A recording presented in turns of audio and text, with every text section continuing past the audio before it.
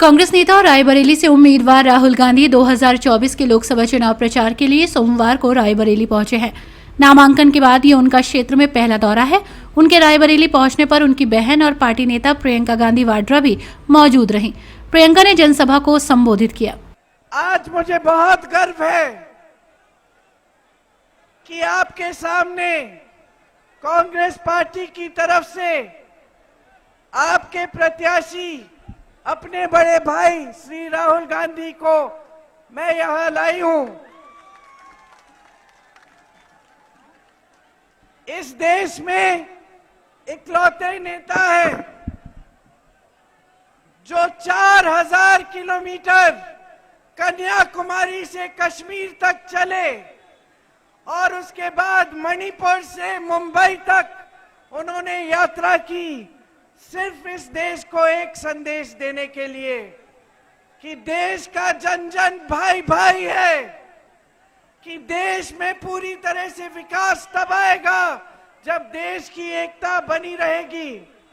और सिर्फ आप सबसे मिलने के लिए, आपकी समस्याओं को समझने और सुनने के लिए उन्होंने इतनी मेहनत की, उन्होंने इतने हजारों किलोमीटर पैदल चल के आपके बीच आने का कष्ट किया।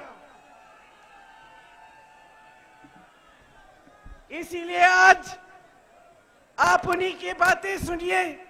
मेरी तो बार बार सुनते रहते हैं। मैं गांव-गांव प्रचार करने के लिए आ रही हूं।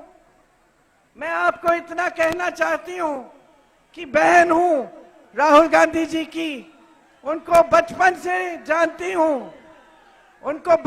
जानती हूं, शायद कोई और मुझसे ज्यादा अच्छी तरह ने जाने।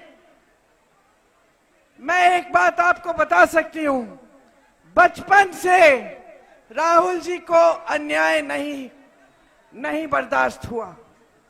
बचपन में भी अगर खेलते खेलते कोई बच्चा किसी दूसरे बच्चे के साथ कुछ गलत बोल देता या अन्याय करता तो भैया लड़ पड़ते। भैया ने हमेशा जीवन भर न्याय की लड़ाई लड़ी है, कभी पीछे नहीं हटे हैं। ऐसा निडर व्यक्ति, ऐसा साहसी व्यक्ति, ऐसा दरिया दिल इंसान आपको पूरे देश में आप ढूंढ लीजिए, आपको नहीं मिलेगा।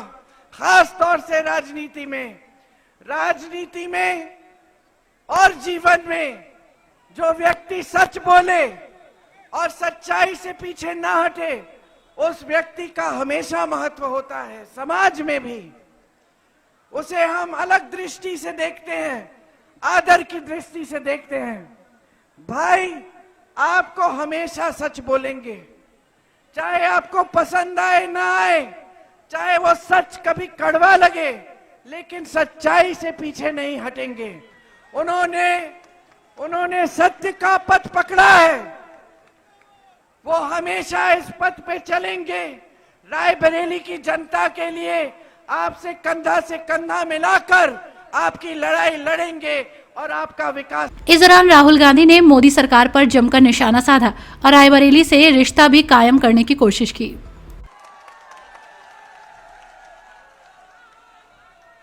और आज मुझे यहां आकर बहुत खुशी हो रही है और इस भाषण देने में मुझे मजा आ रहा है।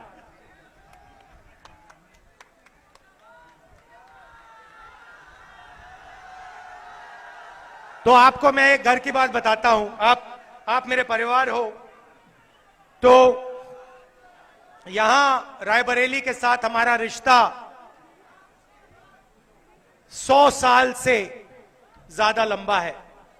हमारे परदादा प्रियंका के मेरे परदादा जवाहरलाल नेहरू ने अपना राजनीतिक जीवन रायबरेली के खेतों में किसानों के साथ, मजदूरों के साथ किया था। आप सोचिए, 100 साल पुराना रिश्ता है।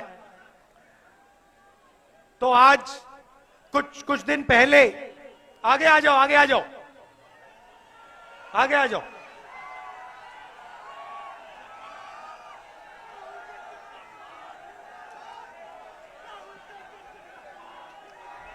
तो कुछ दिन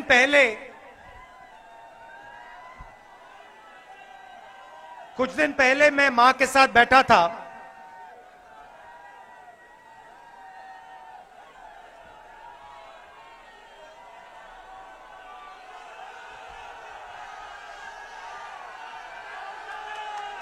बहुत जोश है आप में।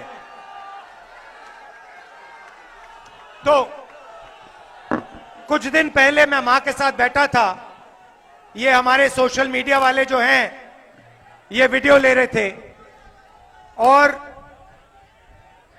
मैंने मां से कहा कि 1-2 साल पहले मैंने एक वीडियो में कह दिया कि मेरी 2 माता थी, एक सोनिया जी और दूसरी इंदिरा गांधी जी। और मां को अच्छा नहीं लगा। मां ने कहा नहीं, तुम्हारी 2 मां कैसे हो सकती हैं, तुम्हारी तो एक ही मां है। और मैंने मां से कहा मां वो होती है जो रास्ता दिखाती है और जो रक्षा करती है। आपने मुझे रास्ता दिखाया, आपने मेरी रक्षा की, मगर इंदिरा गांधी जी ने भी मुझे रास्ता दिखाया, मेरी रक्षा की। तो अब मैं आपसे ये क्यों कह रहा हूं, क्योंकि मेरी दोनों माताओं की ये कर्मभूमि है और इसीलिए मैं यहां रायबरेली से चुनाव लड़ने आया हूं।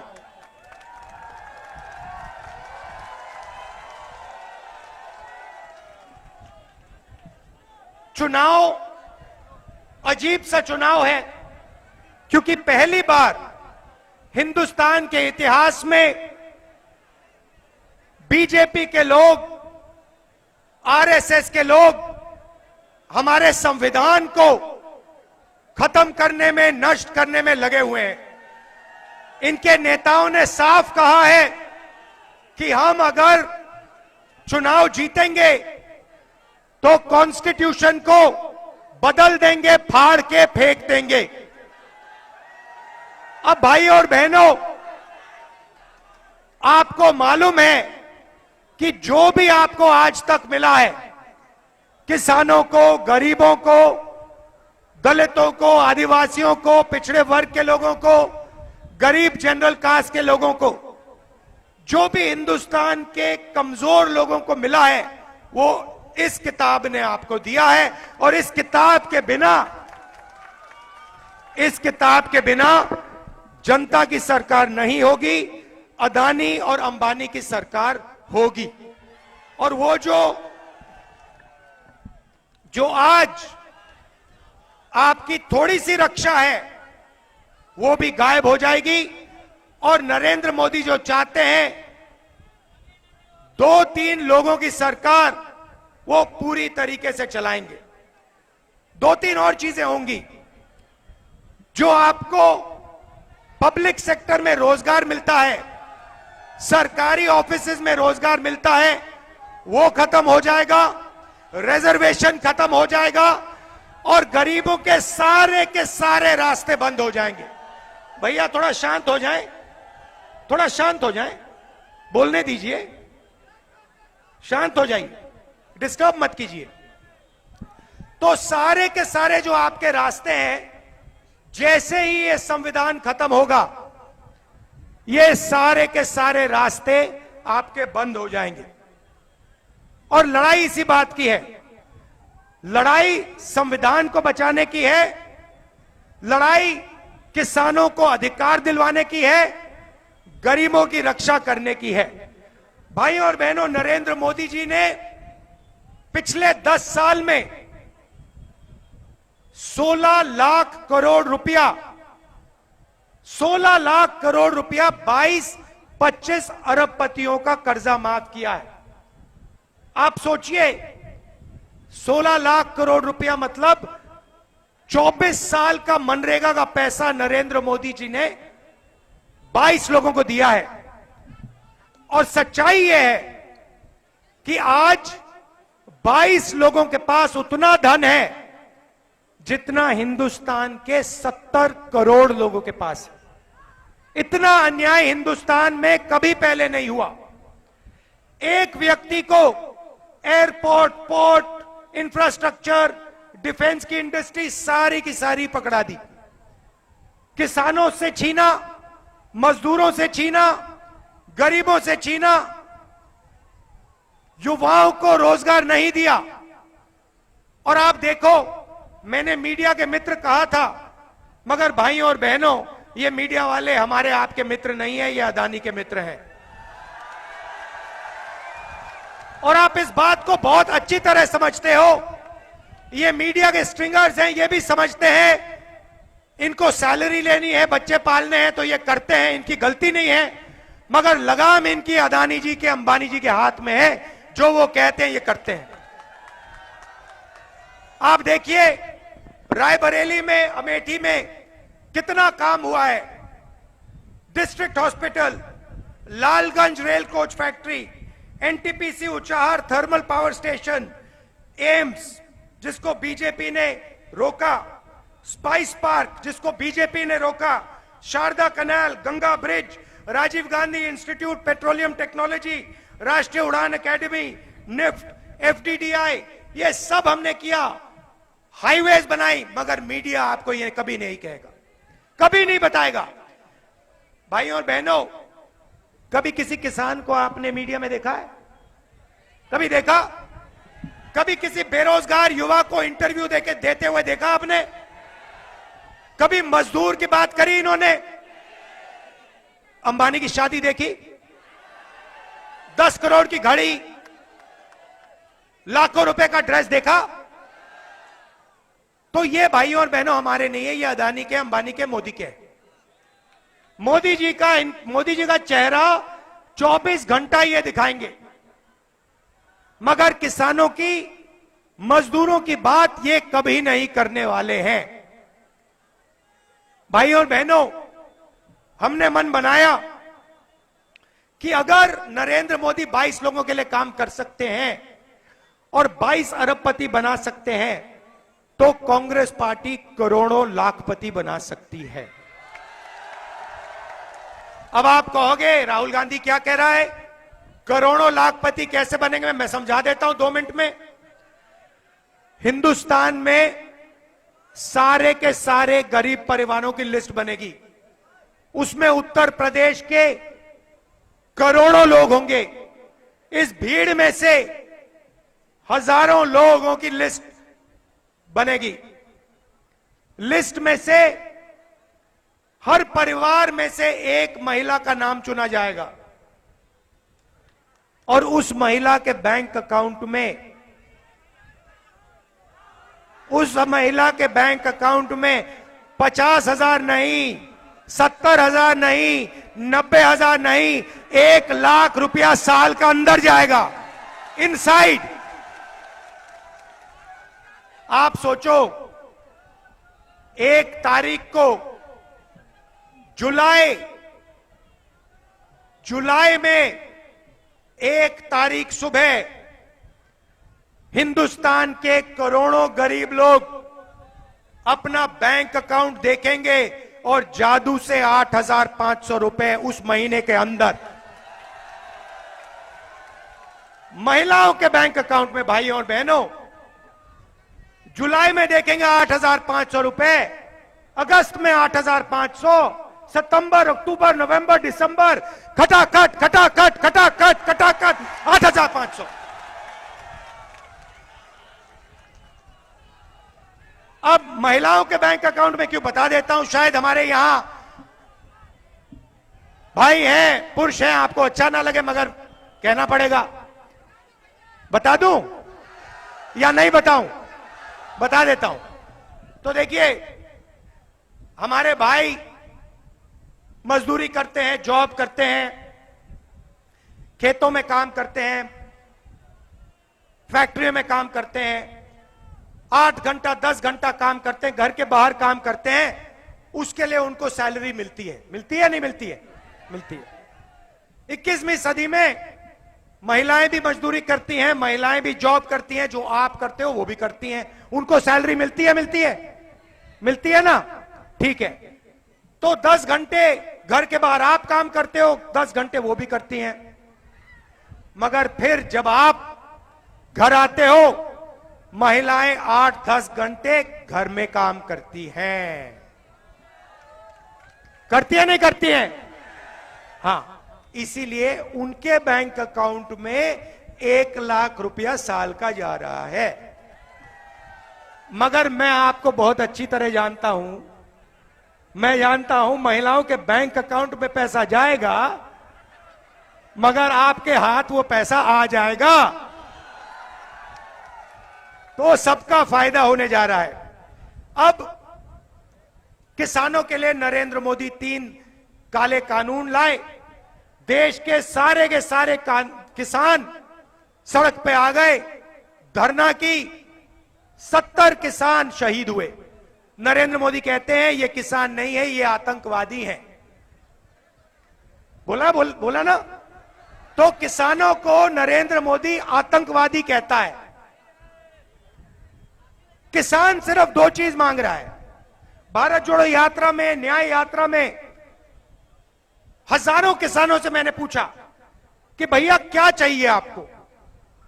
10-12 बात मत बताओ, बस 2-3 बात बताओ। किसानों ने कहा राहुल जी आप क्या कह रहे हो, हमें 10-12 चीजें नहीं चाहिए, हमें सिर्फ 2 चीजें चाहिए। मैंने कहा क्या? कहते हैं देखिए राहुल जी, सबसे पहले अरबपतियों का कर्जा माफ हो जाता है। वो बैंक में जाते हैं, लाल कालीन लग जाता है। हम जाते हैं, हमें मार के भगा देते हैं, और हमारा कर्जा कभी भी माफ नहीं होता। तो मैंने उनसे कहा याद करिए, यूपीए के सरकार में 72,000 करोड़ रुपए हमने कर्जा माफ किया था, और सारे के सारे कहते हैं हाँ राहुल जी ये तो सच है, आपने किया था। और मैंने उनसे कहा, मैंने उन सारे के सारे किसानों से कहा भाई मैं आपको एक वायदा करता हूं, अगर कांग्रेस पार्टी की इंडिया गठबंधन की सरकार आ गई तो आपका कर्जा माफ करना मेरा पहला काम होगा। और यही मैं आपको कहना चाह रहा हूं, पहला काम किसानों के लिए कर्जा माफी, सारे के सारे गरीब किसानों का कर्जा माफ। और दूसरा काम जो सारे के सारे किसानों ने कहा, राहुल जी हम चिप्स का पैकेट खरीदते हैं, वो सही दाम पे बिकता है। चिप्स का पैकेट में आलू हम उगाते हैं, एक आलू बिकता है, हमें कोई फायदा नहीं होता, हमें सही दाम नहीं मिलता। शुगर केन का नहीं मिलता, आलू का नहीं मिलता, सब्जी का नहीं मिलता, धान का नहीं मिलता, गेहूं का नहीं मिलता। मगर जब भी हम कुछ खरीदते हैं मार्केट में से, सारे के सारे चीजों का दाम फिक्स होता है, कम से कम दाम हर कंपनी को मिलता है, मगर हिंदुस्तान के किसान को, हिंदुस्तान की रीढ़ की हड्डी को नहीं मिलता। तो मैंने दूसरा वायदा किया, मैंने कहा देखिए इतिहास में पहली बार हिंदुस्तान की सरकार कानूनी मिनिमम सपोर्ट प्राइस अपने किसानों के लिए लाने जा रही है। तो ये 2 वायदे मैंने यात्रा में किए थे, और तीसरी बात हमने मैनिफेस्टो में डाल दी। तीसरी बात यह है कि आप बीमा का पैसा देते हो, नरेंद्र मोदी जी ने बीमा योजना दी, 16 कंपनियों का पूरा फायदा दिया। जब किसानों का नुकसान होता है आपसे कहते हैं आपको इंश्योरेंस का बीमा का पैसा नहीं मिलेगा। हमने अपने मैनिफेस्टो में लिख दिया है किसानों को बीमा का पैसा मिलेगा, और 30 दिन के अंदर बीमा का पैसा मिलेगा। तो ये किसानों के लिए। अब सबसे बड़ी बात, नरेंद्र मोदी ने कहा था 2 करोड़ युवाओं को रोजगार दूंगा, कहा ना, और फिर कहते हैं देखो नाली में पाइप डालो, नाली में पाइप डालो हिंदुस्तान के युवा, उसमें से गैस निकलेगा, गैस से पकोड़े तलो और बेचो। और 2-3 लोगों ने जाके नाले में पाइप डाला, और ट्राई किया, ना गैस ना पकौड़े ना कुछ। वही मामला था कोविड वाला। भाइयों और बहनों, वेंटिलेटर नहीं है, ऑक्सीजन नहीं है, गंगा में लाशों के ढेर हैं, मगर भाइयों और बहनों मोबाइल फोन की लाइट ऑन कर दो, चमकाओ, पूरी दुनिया को दिखाओ कि हिंदुस्तान में कोविड से करोड़ों लोग मर रहे हैं। और जब लाइट ने काम नहीं किया तो फिर कहते हैं भाई और बहनों चलो भैया लाइट नहीं चली, थाली बजा दो। और जनता मीडिया कह रही है वाह वाह वाह वाह वाह, क्या कमाल की बात करी। भाई और बहनों, 6 साल का बच्चा जानता है कोविड कैसे फैलता है। सबको सड़क पे बैठा दिया, खड़ा कर दिया, सब लोग थाली बजा रहे हैं और कोविड धड़ाधड़ धड़ाधड़ धड़ाधड़ फैल रहा है, लोग मर रहे। मीडिया कह रही है देखो क्या प्रधानमंत्री है भैया, क्या थाली बजा दी, देखो नचा दिया लोगों को। नोटबंदी, गलत जीएसटी, थाली, पकौड़ा, युवाओं को यह दिया। अग्निवीर दिया नहीं भैया, अग्निवीर लिया। पहली बार दुनिया की किसी भी सेना में पहली बार जवान को मजदूर बना दिया, बंदा मजदूर बना दिया, बंधुआ मजदूर बना दिया। कहते हैं किसान का बेटा, मजदूर का बेटा बॉर्डर में जाता है, उसे कहते हैं तुम अग्निवीर हो। अरबपति का बेटा जाता है, बड़े उद्योगपति का बेटा जाता है, कहते हैं तुम अग्निवीर नहीं हो, तुम नॉर्मल जवान हो। गोली लगेगी भाई और बहनों, अग्निवीर को लगेगी, और फिर अग्निवीर से कहा जाएगा हिंदुस्तान में 2 तरीके के शहीद हैं, तुम वो शहीद हो जिसको शहीद का दर्जा नहीं मिलेगा, जिसके परिवार को पेंशन नहीं मिलेगी, जिसको हिंदुस्तान की रक्षा, हिंदुस्तान की सरकार कुछ नहीं देने वाली है। यह नरेंद्र मोदी का काम है। क्यों? क्योंकि अदानी को वो डिफेंस इंडस्ट्री के सारे कॉन्ट्रैक्ट देना चाहता है। भाइयों और बहनों, अमेठी में मैं राइफल की फैक्ट्री लाया था, AK-47 की फैक्ट्री लाया था। आप जानते हो फैक्ट्री आज तक क्यों नहीं चालू हुई है? क्योंकि नरेंद्र मोदी अदानी को कॉन्ट्रैक्ट देना चाहता है, इसीलिए वो आज फैक्ट्री चालू नहीं हुई है, इसीलिए वहां AK-47 नहीं बन रही है, AK-203 नहीं बन रही है।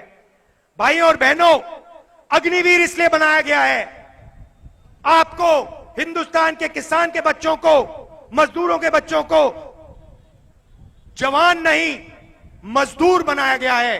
क्यों? अदानी जी को फायदा पहुंचाने के लिए। सारे के सारे डिफेंस कॉन्ट्रैक्ट देखो, ड्रोन के कॉन्ट्रैक्ट देखो, सारे के सारे एक ही व्यक्ति को दिए जा रहे हैं, या अंबानी या अदानी। तो अब सवाल उठता है कांग्रेस पार्टी हिंदुस्तान के युवाओं के लिए क्या करने जा रही है? इस सवाल का जवाब देने में यहां आया हूं, आपके सामने रायबरेली आया हूं। भाइयों और बहनों, पहला काम 30 लाख सरकारी नौकरियां हम 15 अगस्त तक आपके हवाले करने जा रहे हैं। दूसरी बात, ये जो फैशन बना है कि बड़े बड़े लोग परमानेंट नौकरी करेंगे और हिंदुस्तान के गरीब लोग, पिछड़े लोग, दलित, आदिवासी, गरीब, जनरल कास्ट, माइनॉरिटी के लोग, किसान के बेटे सरकार में नौकरी करेंगे, ठेकेदारी प्रथा में काम करेंगे और जिस दिन उनको निकालना होता है उस दिन निकाले जाएंगे। यह अन्याय है भाइयों और बहनों। इसीलिए सरकार में, पब्लिक सेक्टर में कांग्रेस पार्टी की सरकार, इंडिया गठबंधन की सरकार ठेकेदारी प्रथा को बंद करने जा रही है। अगर नौकरी मिलेगी, इज्जत की नौकरी मिलेगी, परमानेंट नौकरी मिलेगी, पेंशन के साथ नौकरी मिलेगी, गरीबों को मिलेगी, कमजोरों को मिलेगी, किसानों के बेटों को मिलेगी, मजदूरों के बच्चों को मिलेगी। और तीसरा, और भाइयों और बहनों, क्रांतिकारी काम। यहां पे बेरोजगार कौन है, दिखाओ हाथ। ये देखो, लाइन लग गई, हाथ उठ गए। सबसे पहले भैया धन्यवाद करो मोदी जी का कि आप सबको बेरोजगार बनाया उन्होंने। धन्यवाद करो, धन्यवाद करो कि मोदी जी आपने हमें बेरोजगार बनाया, इसके लिए दिल से आपका धन्यवाद। नहीं, अदानी जी को धन्यवाद करो, अंबानी जी का धन्यवाद करो, हिंदुस्तान के अरबपतियों को धन्यवाद करो। तो अब हम क्रांतिकारी काम करने जा रहे हैं। भैया नाम क्या आपका? अरविंद कुमार जी, अग्निवीर में गए आप? ट्राई किया? नहीं जाना, ठीक है। आप बेरोजगार हो। अरविंद जी, आप मजे की बात सुनिए। आप 2 मिनट में मेरी सोच समझ जाओगे।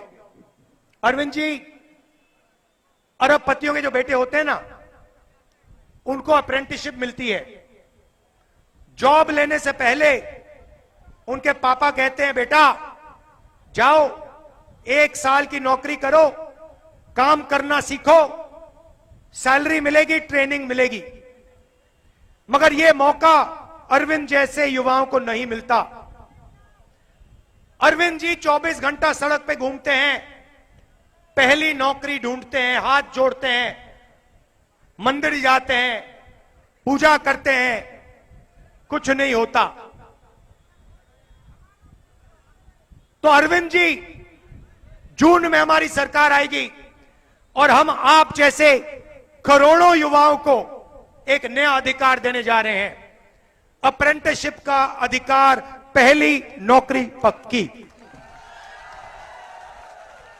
पहली नौकरी पक्की मतलब हिंदुस्तान के बेरोजगार युवा ऐसे हाथ उठा पाएंगे। जैसे अभी आपने कहा ना, मैंने पूछा भैया बेरोजगार कौन है, आप सबने उठाया। वैसे ही हम पूछेंगे भैया बेरोजगार कौन है, सब लोग हाथ उठाएंगे, हम कहेंगे भैया अधिकार मिला है तुम्हें। कौन सा अधिकार? 1 साल की पक्की नौकरी का अधिकार। 1 साल की अप्रेंटिसशिप मिलेगी पब्लिक सेक्टर में, BHEL, HAL, railways, private sector में, बड़ी बड़ी कंपनियों में, सरकारी ऑफिसेज में, सरकारी अस्पतालों में, सरकारी कॉलेजेस, स्कूल में 1 साल की नौकरी होगी। बेहतरीन ट्रेनिंग मिलेगी, हर सेक्टर में ट्रेनिंग मिलेगी, ऑटोमोबाइल सेक्टर में, बैंकिंग सेक्टर में, हर सेक्टर में मिलेगी। और भाइयों और बहनों, साल का 1 लाख रुपया बैंक अकाउंट में मिलेगा। 8,500 रुपए महीने के पहले तारीख को आप देखोगे, खटाखट खटाखट खटाखट खटाखट 8,500 रुपए। तो करोड़ों लाखपति महिलाएं और दूसरी तरफ युवा, सीधा हम पैसा आपके जेब में इंजेक्ट कर रहे हैं। जैसे गाड़ी में इंजन में पेट्रोल डाला जाता है ना स्टार्ट करने के लिए, हिंदुस्तान की अर्थव्यवस्था चालू करने के लिए हम आपके सारे के सारे बैंक अकाउंट में पैसा डाल रहे हैं। होगा क्या? होगा क्या? देखो, नरेंद्र मोदी जी अंबानी को लाखों करोड़ रुपए देता है, अदानी को लाखों करोड़ रुपए देता है। पता क्या करता है वो? अमेरिका में जाके, जर्मनी में जाके जमीन खरीदता है ना? अब हमने आपको लाखों लोगों को, करोड़ों लोगों को पैसा दिया, आप क्या करोगे? जर्मनी तो नहीं जाओगे, रायबरेली में माल खरीदोगे, कोई शर्ट खरीदेगा, कोई पैंट खरीदेगा, कोई जूता खरीदेगा, कोई गाड़ी खरीदेगा। घोड़ा तो आज कोई खरीदता नहीं है। और पूरा का पूरा जो आपका पैसा मार्केट में जाएगा, जो भी आप खरीदोगे, सारी की सारी फैक्ट्रियां जादू से चालू हो जाएंगी, शुरू हो जाएंगी। और भाइयों और बहनों, उन्हीं फैक्ट्रियों में आपको रोजगार मिलना शुरू हो जाएगा। बात समझ आई? सर्कल है। इंजन स्टार्ट करो, फैक्ट्री स्टार्ट होगी, फैक्ट्री स्टार्ट होगी, रोजगार मिलेगा, रोजगार मिलेगा, आप खरीदोगे, खरीदोगे, फैक्ट्री स्टार्ट होगी। ये हिंदुस्तान का आर्थिक इंजन शुरू हो जाएगा धड़ाधड़, और गाड़ी आगे की ओर चलेगी, और चाइना की जो गाड़ी है उसको पीछे छोड़ देंगे आप। Made in Raebareli, made in Amethi, made in UP, made in India.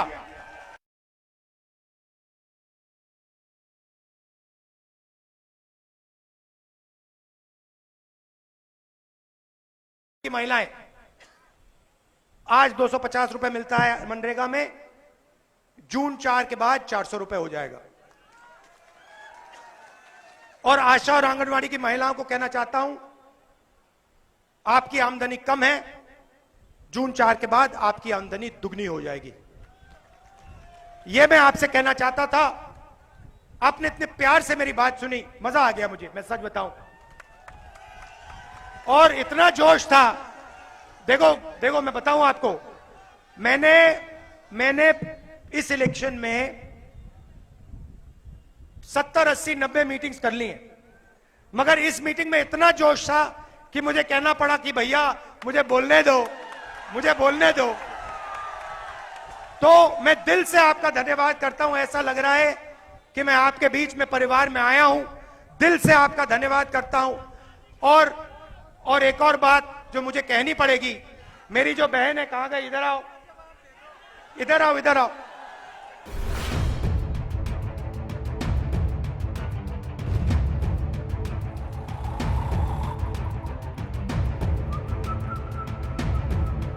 हर बड़ी खबर का असली एड्रेस है खबरनामा, इसलिए हर न्यूज अपडेट के लिए सब्सक्राइब करें और फॉलो करें खबरनामा। और इस वीडियो के लाइक बटन को प्रेस कर इस वीडियो पर कमेंट के जरिए अपनी राय देना ना भूलें।